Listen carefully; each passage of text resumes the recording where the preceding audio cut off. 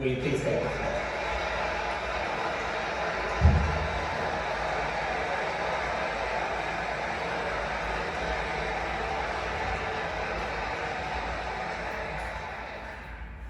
Your Majesties, Your Royal Highnesses, distinguished members of the Norwegian Nobel Committee, citizens of the world, my dear Venezuelans.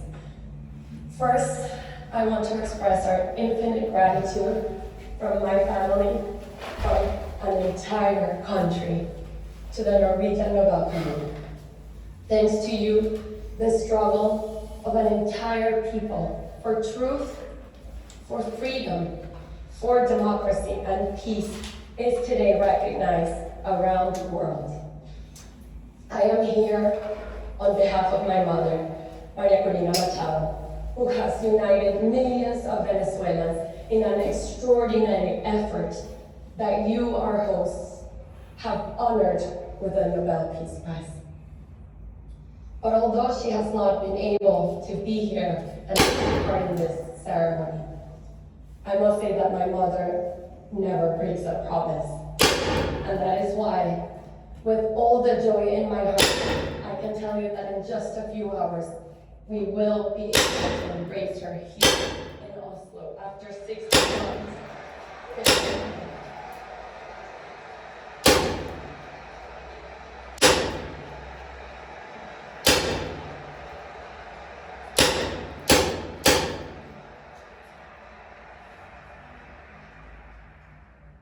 And as I await that moment to hold her, to kiss her, to embrace her, I think of the other daughters and sons who do not get to see their mothers today. This is what drives her, what drives all of us. She wants to live in a free Venezuela, and she will never give up on that purpose. That is why I know that she will be back in Venezuela very soon. In the meantime, at this moment, I face the difficult task of giving voice to her words. The speech she prepared for this occasion. This is her speech. I have come here to tell you a story.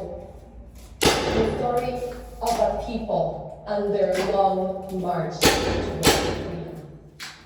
This march is here today as one of millions of Venezuelans once again to reclaim the destiny that was always theirs. Venezuela was born of audacity, shaped by people's aspirations. We inherited a language, a culture, and a faith that merged with in 1811, we wrote the first constitution in the civilization world. On earth, affirming the radical idea that every human being carries a sovereign dignity. The Constitution ensures individual rights, religious of powers. Our ancestors carried liberty on their backs. They crossed an entire continent from the Bantu to the heights of the Potosi. All give rise to societies of freedom. Out of the conviction that freedom is never whole unless it is shared. From the beginning, we believed something simple and immense, that all human beings are born, became our national soul. In the 20th century, the earth opened, erupted for 9 days, a fountain. In peace, we turned that sudden wealth into an engine for knowledge and imagination. Through the ingenuity of our scientists, we eradicated disease. We built museums and concert halls, scholarships, trusting that free minds would return as transformation. Our cities glowed with the kinetic art of Cruz Diez and Soto. We forged steel, aluminum, and hydropower, proof that Venezuela could build anything it dared to envision. But Venezuela also became a refuge. We opened our arms to migrants and exiles from every corner of the world. Spaniards fleeing civil war, Italians and Portuguese escaping poverty and Argentinians and Uruguayans escaping military regimes. Cubans Lebanon, and Syria seeking take them homes, schools, and safety.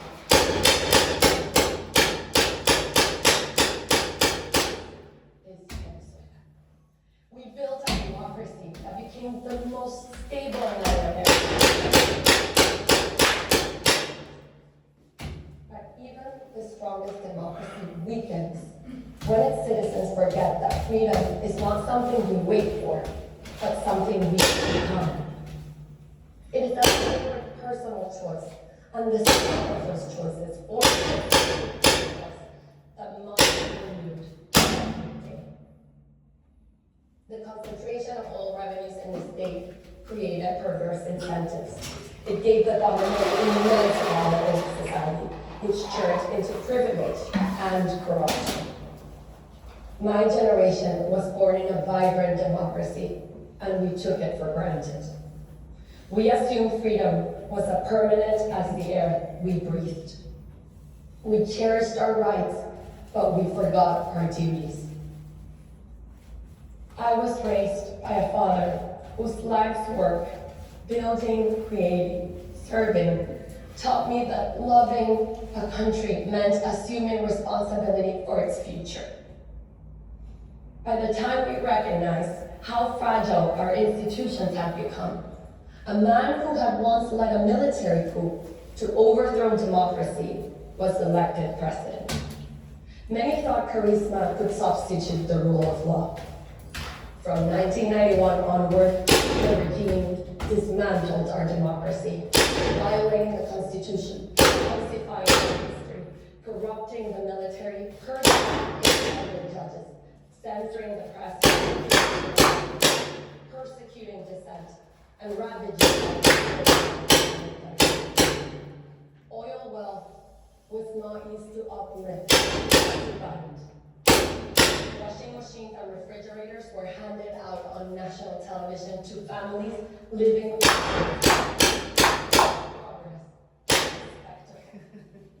Apartments meant for social housing were handed to a select few.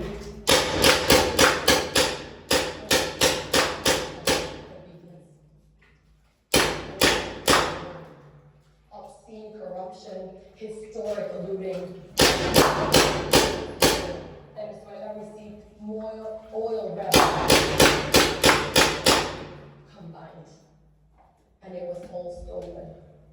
Oil money became a tool to purchase loyalty abroad, while at home, criminal and international terrorist groups fused themselves to the state. The economy collapsed by more than 80%. Poverty surpassed 86%. Today, 9 million Venezuelans have been forced to flee. These are not statistics, they're open wounds. Meanwhile, something deeper and more corrosive took place. It was a deliberate method to divide society by ideology, by race, by origin, by ways of life, pushing Venezuelans to distrust one another, to silence one another, to see enemies in one another. They smothered us, they took us prisoners, they killed us, and they forced us into exile. It had been almost 3 decades of fighting against a brutal dictatorship, and we had tried everything. Dialogues betrayed, protests of millions crushed, elections perverted. Hope collapsed entirely, and believing any kind of future became impossible.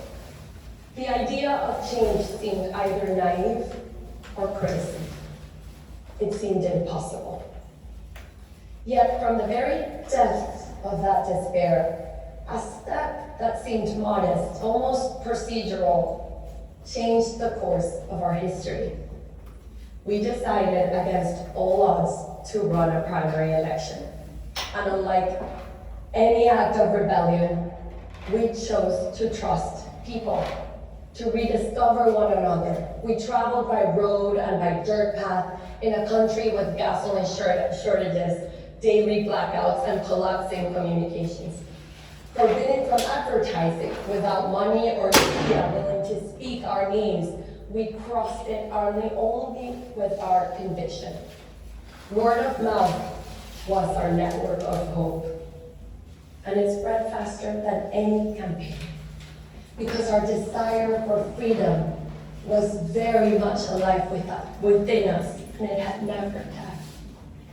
The forced migration that was meant to fracture us instead united us around one thing: unite our families in our land. Grandparents confided in me that they were here, that grandchildren. Little girls with voices too small for such sorrow, begging to bring up their mother, and siblings scattered across the continent. Our pain fused into one heartbeat. Bring our children home now. In May 2023, during a rally in the town of Nirwa, a teacher named Carmen came up to me. She told me she had just run into her jefa de calle. Yesterday, we will hear an address by His Excellency Benjamin Netanyahu, Prime Minister of the State of Israel. I request protocol to escort His Excellency and invite him to the assembly.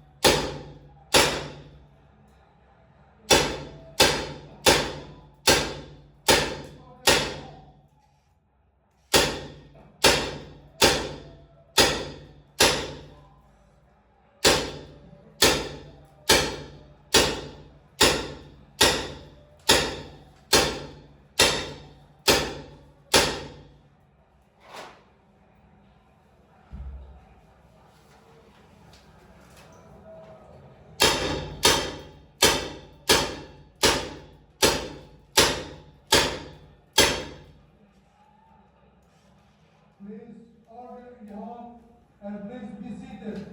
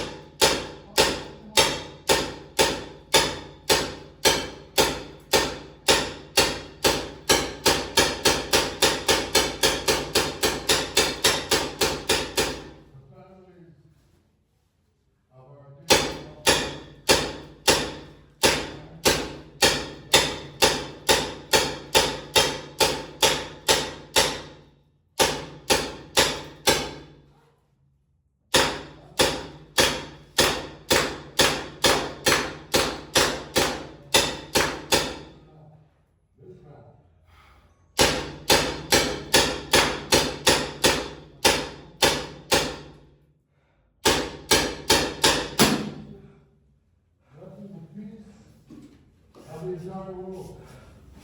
It threatens the stability of our region and the very existence of my country. Iran was rapidly developing a massive nuclear weapons program and a massive ballistic missile program. These were meant not only to destroy Israel, they were meant also to destroy and blackmail from Gaza. Leaders in war dispatched waves of Hamas terrorists. They stormed into Israel on October 7th and committed acts of unspeakable savagery. From Lebanon, Qasem Nasrallah had launched thousands of missiles in our city.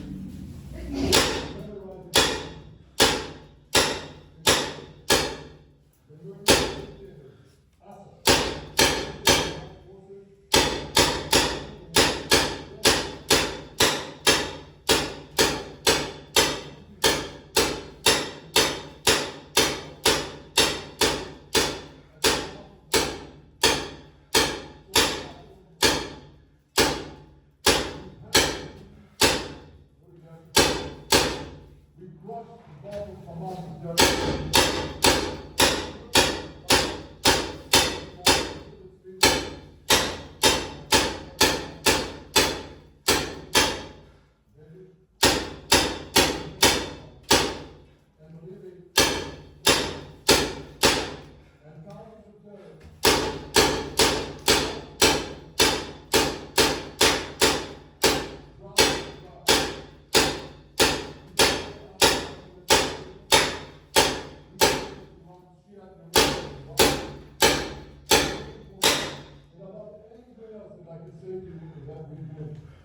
In this past year,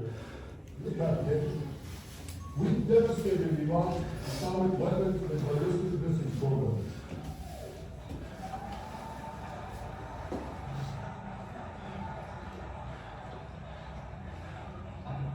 So, here's where things stand today. Half the Houthi leadership in Yemen, gone. Yahya Sinwar in Gaza, gone. Hassan Nasrallah in Lebanon, gone. The Assad regime in Syria, gone. Those militias in Iran, well, they're still deterred. And their leaders, if they attack Israel, will also be gone. And for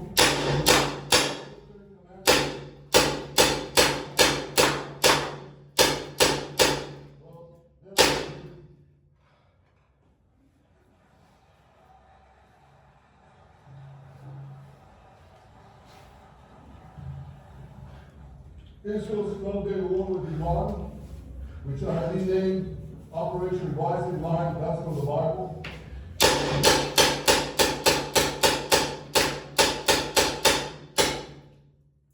Our daring pilots neutralized Iran's missile defenses and took control of the skies over Tehran.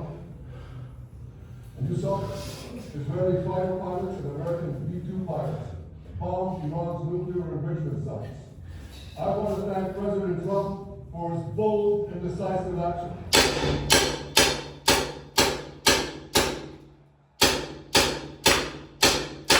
President Trump and I promised to prevent Iran from developing, and we delivered on that promise.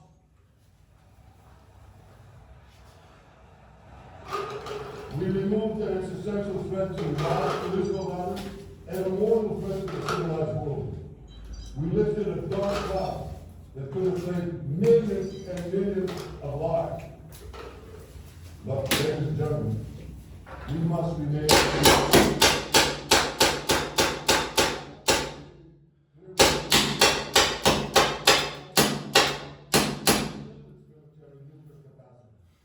Iran's stockpile of enriched uranium, this stockpile must be eliminated. And tomorrow, UN Security Council statute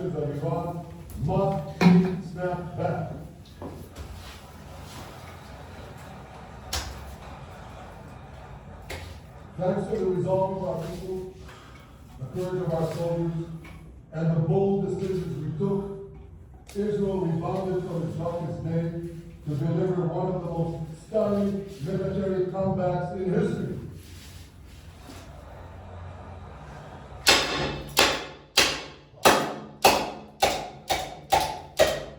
The final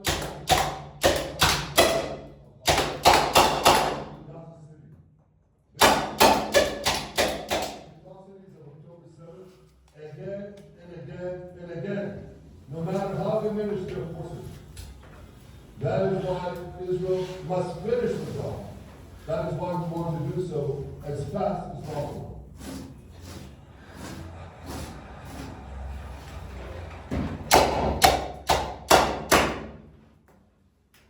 Much of the world no longer remembers October 7th. But we remember. Israel remembers October 7th. Now that's it. Well, I'll tell you, people remember October 7th. You see this large thing here? It's a QR code. What I ask you to do is hold up your phone, zoom in, and you too will see why we fight and why we must win. It's all in here. On October 7th, Hamas carried out the worst attack on Jews since the Holocaust. They slaughtered 1,200 innocent people, including over 40 Americans and foreign nationals from dozens of countries represented here.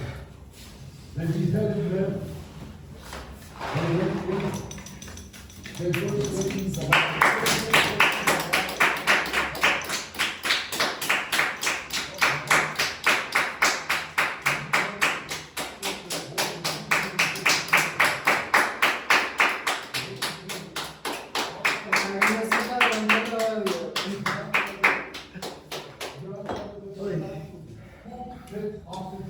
Bueno,